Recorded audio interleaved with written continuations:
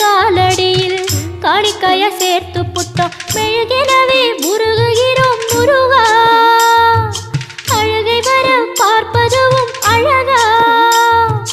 உப்பு காத்து ஊத காத்து சுற்றும் கடலு கரைய பார்த்து சத்தியமா கோயில் கொண்ட சுப்பையா எங்க குப்பத்துக்கு குலவிளக்கு நீ ஐயா திருச்செந்தூர் ஆண்டவனே வேல் முருகா தினம் உனக்கு நன்றி சொல்வோம் மால் மருகா திருவடியில் தவம் இருப்போம் திருமுருகா தீர்ப்பெழுது நலமெனவே வடிவழகா